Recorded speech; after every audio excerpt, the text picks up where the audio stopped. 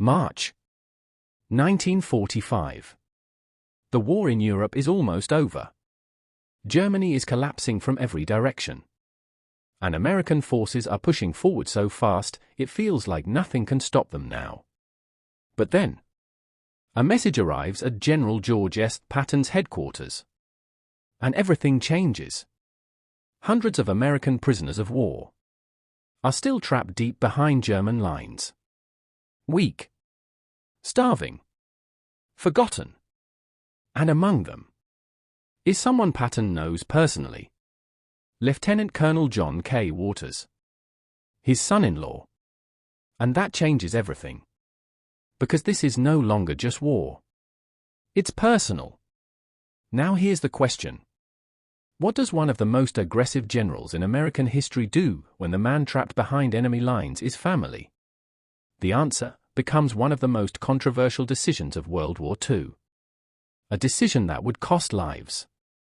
And still divides historians today. This was supposed to be the end of the war.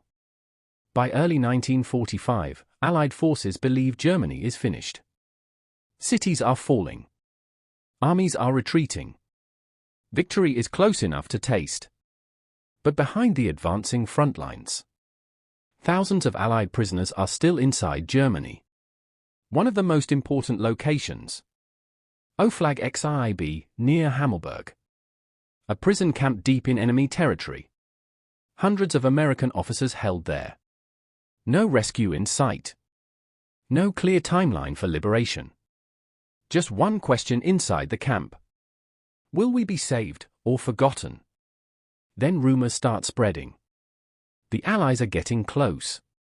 But the Germans might move the prisoners deeper into Germany. Farther from rescue. Farther from home. Time is running out. Warning sign # then the report reaches Patton. Intelligence confirms it.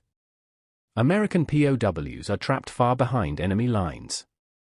Including Lieutenant Colonel John Waters, Patton's son-in-law. And suddenly, a decision begins forming that most commanders would reject immediately. A deep strike. Straight into enemy territory. A rescue mission. Against all logic. Against all caution. And Patton approves it. This is where it starts to fall apart. A small armored unit is formed. Task Force Baum. Only about 300 men. Tanks. Half-tracks. Armored vehicles. Their mission sounds almost impossible. Drive deep into Germany. Reach Hammelburg. Free the prisoners. And return. Simple on paper.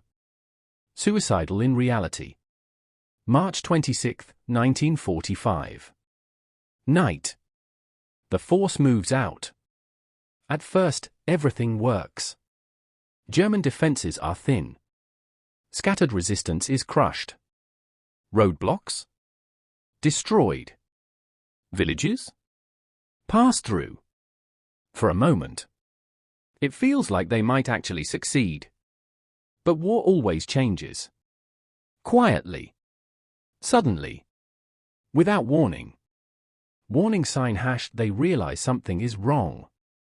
German command detects movement. An American armored force.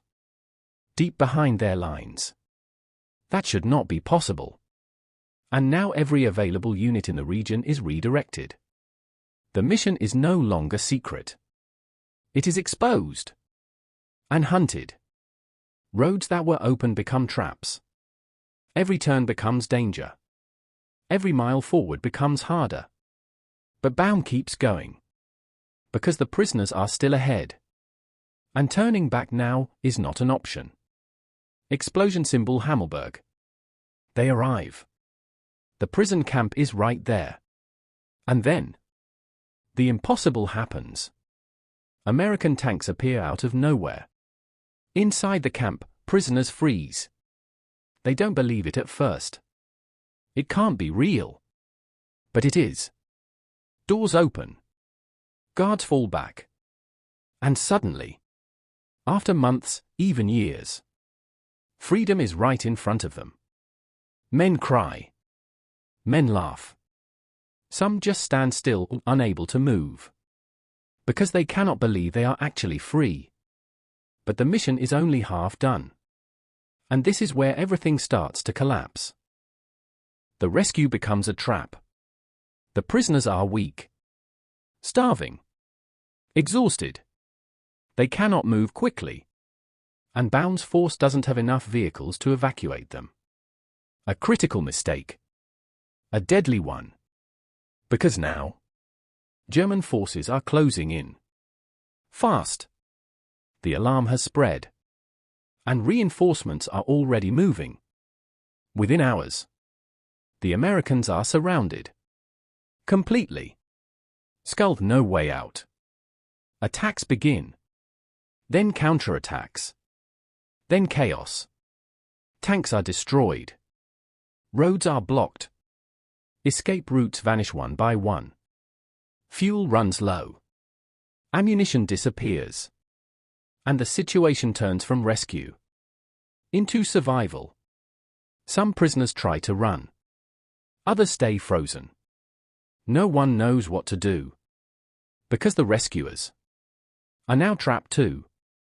Fire the end of Task Force Baum. Eventually, it becomes clear. There is no breakout.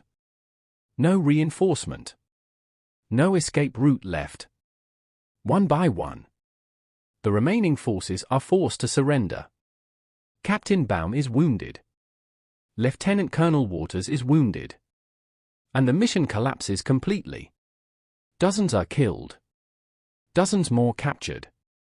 A rescue mission that ends in disaster.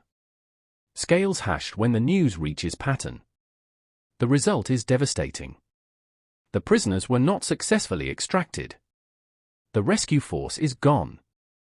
And instead of saving lives, the mission added more prisoners to the list. Weeks later, the war moves on without them. Allied forces liberate the area naturally. The camp is freed anyway. Germany collapses shortly after. But the story does not end there. Black question mark ornament the question that still remains. Why was this mission approved? Was it a desperate gamble in a collapsing war? Or was it influenced by something personal? Patton's connection to one of the prisoners? Historians still argue. Still debate. Still disagree. Because the truth is complicated. And war rarely gives clean answers. What is certain is this. A group of soldiers volunteered for a mission that defied logic. They went deep into enemy territory. They fought against impossible odds. And they became part of one of the most controversial rescue attempts of World War II. A mission built on urgency. Shattered by reality. And remembered as both courage and catastrophe.